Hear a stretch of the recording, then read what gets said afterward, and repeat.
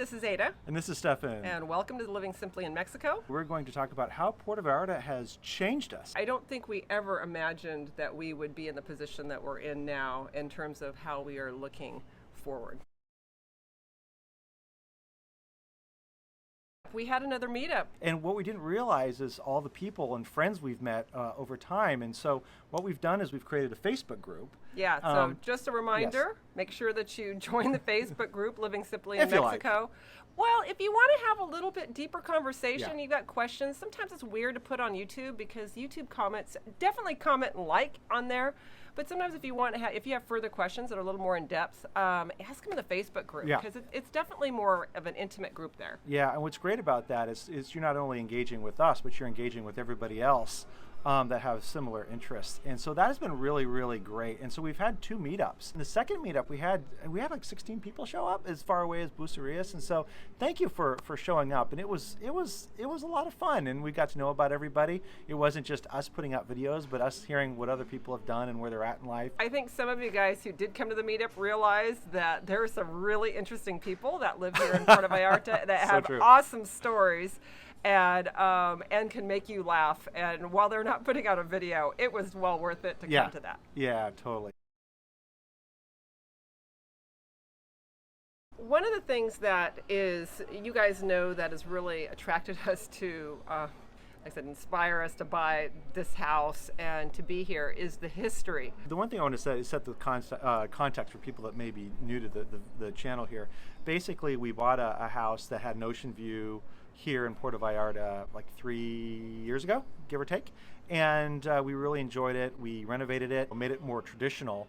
And then from there, we were walking around, did a video on history of the hill where we live, which is El Cerro. There's a lot of great history there. There's architects, there's all the celebrity. This is where Elizabeth Taylor and Richard Burton had a house. There's a lot of depth, beyond that. And so we really got interested in it. Ended up having a second house now in the community, and that's where we've been spending most of our time as of late. The new house was built by Guillermo Wolf. Lupe Wolf, who was Guillermo Wolf's daughter, is an interior decorator. I said, how cool would it be to have her come in and maybe give us some ideas in some of the rooms of the house for at least some of the little accessories, so that we have this house that was actually it kind of brings that full circle. That first full circle, and it was so cool because she came and she's like, "Yeah, I remember being a little girl." She's probably about 10 years old at the time, and she's like, "I remember being a little girl when this was being built, and there was nothing around here." And so it was just interesting to hear her, speak a bit about. Just her own memories of kind of what it was like back then. I just go over all of the old pictures, anything that I can find online or even in print. We found some really neat stuff. But what was really interesting is I was looking at John Huston, some of his pictures that I found on the web, on one site, and it was really interesting. It's like, hey, you know what? That's kind of like our view.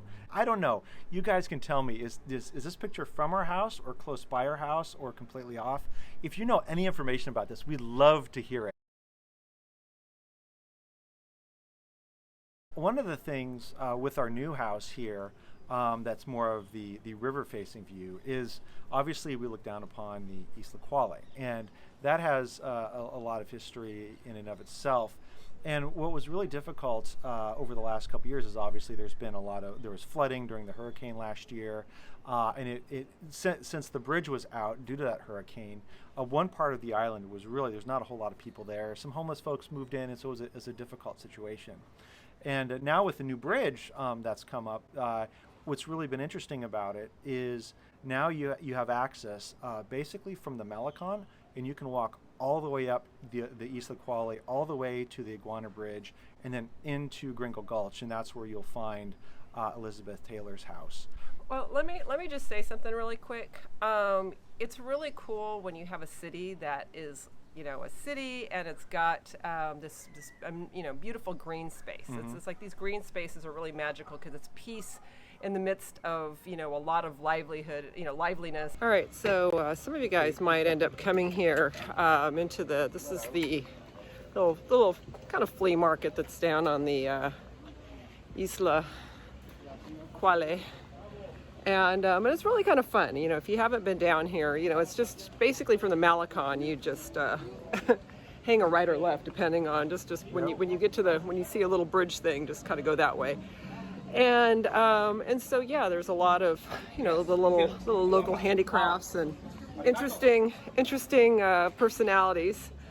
But now that the bridge has been repaired, the new feature that they have, of course, is the access underneath. So I'm gonna flip this camera here in just a moment and show you what I'm talking about, so you can see that there's a whole life on the other side of where the flea market ends.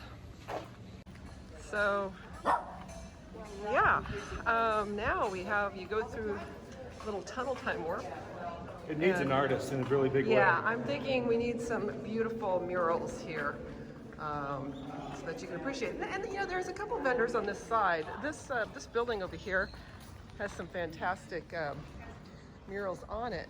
But yeah, if you have not come to this part of the island, like I said, during the hurricane, it was, you know, unfortunately La Bistro had closed because of damage. But this is really, really a cool green space. And so this is part of what we're hoping can bring a little bit more life and just kind of see that this is here. Yeah, and I think a lot of people don't know about this because they never get past there's a John Houston. The shops. Yep. Yes, and it was kind of cool. I did a little post on Puerto Vallarta, everything you want to know, or whatever the heck the Facebook group is, and it's at like 700 likes so far. So I think people are starting to get to know this area again after the hurricane, and great to see people back here, because the more people are back here, the more it's used, the better it'll become. Right. So, I mean, there's like graffiti and stuff over there. That's actually part of like we're gonna be helping to sort of clean things up. Now that there's like so much more life here, and especially there's a guy over there with the shovel. That's a pretty common sight, by the way. So if you see this guy, he's been really the spearhead of kind of getting things going. So they're currently working on creating little plant pods around here, so that once again, it's just like having, you know, there's one thing to be able to kind of, you know, bring things back to life, but then there's also the, you know, having the volunteers coming back in and you know, helping to take care of the plants. So there's obviously still some construction and city doing some things that you know, they've got a sort of, we got a water pipe running through here, but yeah, like there's a cultural center that's here, an art center, and Ernesto, who we'll talk to on another video, he is doing so much. The thing is, as you guys probably know, and we've been focused on this area primarily because, you know, it's kind of the theme of this video. It's how we've changed a little bit, and one of the things is pick up some different causes. One of the causes is this great area that we have here, and so we'll be talking more about it in some of the activities down here at the Isla Cuale. And by the way, this is our spot for when we do our meetups, or a lot of our meetups, and BossaBossa. And once again, he got hit pretty hard during the hurricane, so we're doing what we can to come back, support these folks, and yeah, bring it back to life. You know, hopefully, watching this video and some other posts that we've been doing, hopefully people will explore a little bit, head up the Isla Cuale, and really see, you know, all the really cool things that it is currently and what it will be. And it's a great place for you know, take pictures and Instagram stuff and all that other good. Yeah, they're definitely working on. They're trying to collect some local artists to look into doing more murals in some of the areas. So it's definitely up and coming. Yes. The hiking is great. The urban hiking is wonderful. You've seen that in our previous videos.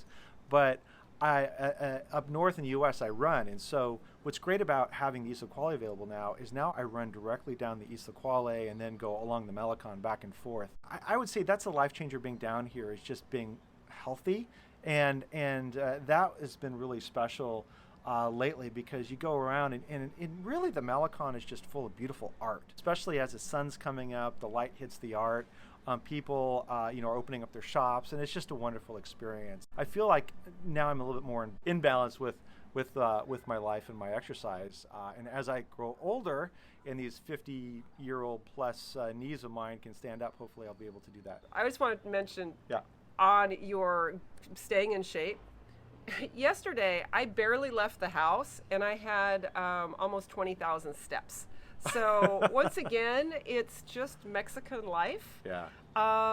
You know, yeah, you can lie in a hammock, but I think just the nature of, well, for us, it's kind of like someone rings the doorbell, you go down, you walk all the way down the stairs. But it's just really amazing how you just don't sit at a desk. It's Right. just kind of like, and if you do sit, because we are doing a lot of work down here, it just feels more natural, like you want to get up and walk around. And so it's just nice to be able to know that you can keep activity in your life, whether or not you leave your house. Right. And I'd say that's another big change of life coming down here is a really appreciation for living in open air all the time. You know, we spent a lot of time down here over the holidays, and I went back to our house up north, and I was working out of my home office, and I was driven nuts by it. When I was on one of my runs, I came back home, and what I do in the morning is I'll go for a run in the morning, come back home to cool off, I'll go jump in the pool. God, doesn't that sound terrible? I wished I could do that every day. I went into my bedroom, and I look over, and there's a bird sitting on the couch, and it was looking at me. Like a small turkey. Yeah, and so I grabbed the camera, and of course, then it's, decided to hop off the couch and just start walking, just really, politely across the floor of our bedroom, and then I followed it up. But I didn't realize what it was and the noise that it made. It was a chachalaca. I've never heard of a chachalaca before. That was in our bedroom.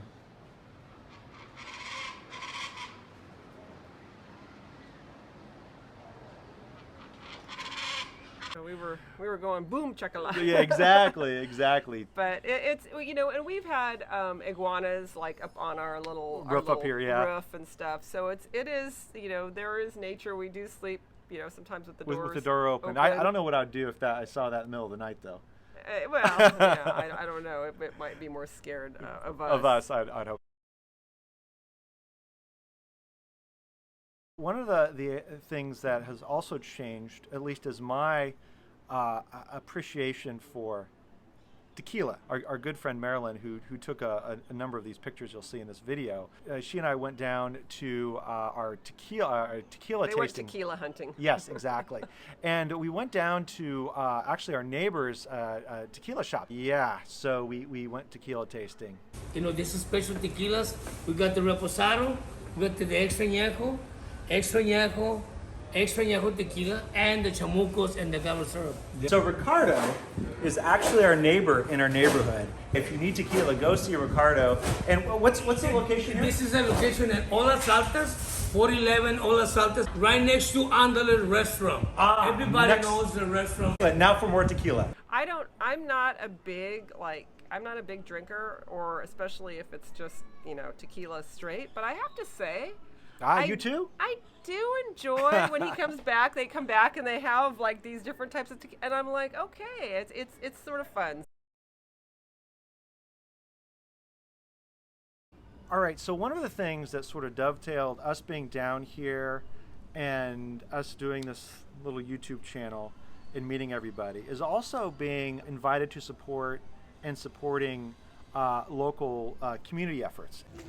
All right, so we're on our way to a meeting. An official meeting. Hopefully helping to get some eyeballs down here so people know that this is a really cool place to be and to hang out and to just enjoy this green space in the middle of Puerto Vallarta, which is kind of cool. It's like having your own little private jungle. So it's kind of our little central park. Yeah, and I think even the local police are actually going to come to tonight's meeting. Talk to them. That'll be interesting. Donde usted me diga, nos reunimos con un mapa, delimitamos el área, organizamos el esquema de seguridad para ver cuántos oficiales podemos asignar esta área y ahí podemos sacar los efectivos de qué requerimos.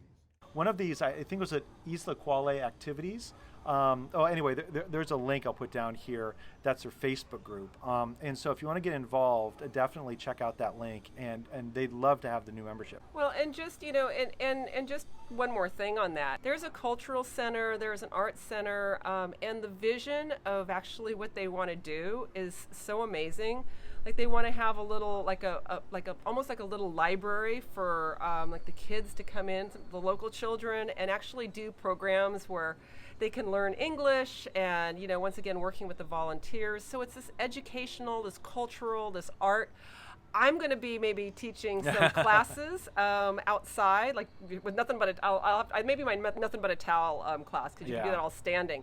But and just have it like a donation-based class. If you want to donate something, awesome. If you don't want to donate anything, that's fine too. But anything I'm going to donate that goes right to that, right to the fund. If you're interested in Ada's stuff and what she's doing, what she plans to do down there, possibly for some future a benefit related to work to the Isla, drop a note in and we'll respond back with, you know, how you can be on the sort of the list, if you will, that we will contact you somehow. I guess I hadn't even thought about that. Yeah, sure. Exactly. Thanks so much for watching. Once again, like, subscribe, join the Facebook group. Yes. Link below. And we look forward to hanging out with you next time. Yeah, really engaging, like in-person engaging. That's what we do here in Puerto Vallarta. So look forward to meeting you at some point. And yes, thanks for following. Take care, everybody.